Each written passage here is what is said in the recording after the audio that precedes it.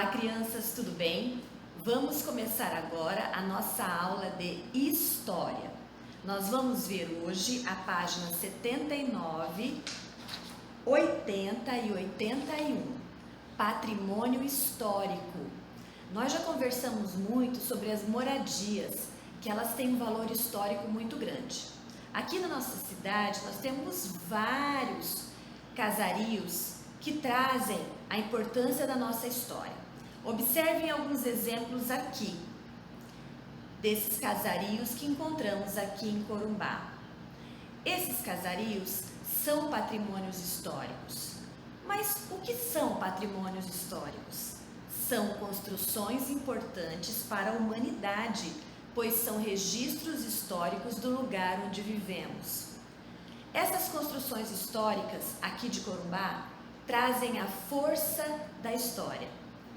Conseguimos perceber como essas construções foram realizadas, a arquitetura, podemos até imaginar quem morou nessas construções, como eram as roupas dessas pessoas, qual era o estilo de vida dessas pessoas. Na página 79 nós temos o texto. Vamos organizar para lermos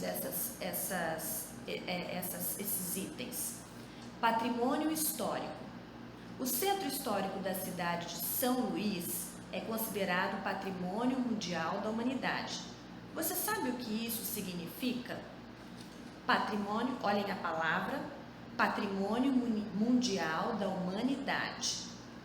Significa que essas construções são muito importantes para a humanidade, pois são registros da história daquele lugar.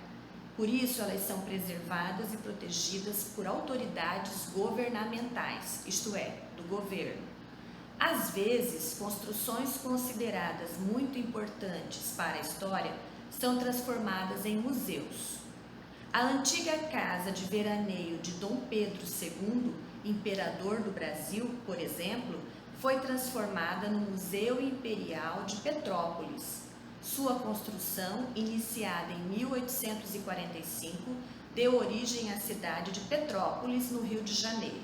Então vamos observar aqui, a vista externa do Museu Imperial de Petrópolis e aqui o detalhe da sala de música do antigo palacete do Museu Imperial de Petrópolis. Observaram como é rico todo esse material? Por isso esse material ele é preservado como patrimônio histórico. Na página 80, vamos continuar a nossa leitura. Podem ser considerados patrimônios da humanidade construções, lugares, objetos, ambientes naturais. Vamos dar um exemplo de cada um? Vamos lá? Nós temos aqui lugares, temos aqui objetos, ambientes naturais. A cidade de Olinda, em Pernambuco, por exemplo, é considerada patrimônio cultural e histórico. A Serra da Capivara, no Piauí, é um exemplo de patrimônio natural. Virando a página, nós temos na página 81, atividades. Observe, número 1, a imagem e responda as questões. A imagem está aqui. É o Paço Real, na cidade do Rio de Janeiro, no estado do Rio de Janeiro. O Paço Real, observem, foi a primeira moradia de Dom João VI, rei de Portugal, por ocasião da sua chegada no Brasil, em 1808. Letra A. Essa construção é antiga ou atual? Por quê? Como é que vocês imaginam essa resposta? Será que essa construção ela é antiga? Observem a construção aqui. Ela é atual ou ela é antiga? Como é que você pode saber disso? Você pode saber se ela é atual ou antiga observando as casas de uma forma geral. Observem as casas modernas ou as casas atuais. Ela é igual ou ela é diferente? Letra B. Converse com os colegas e o professor sobre como você imagina que eram as pessoas que viveram nessa casa e a rotina delas. A gente já falou sobre isso. Observem a casa. Como vocês acham que era a rotina?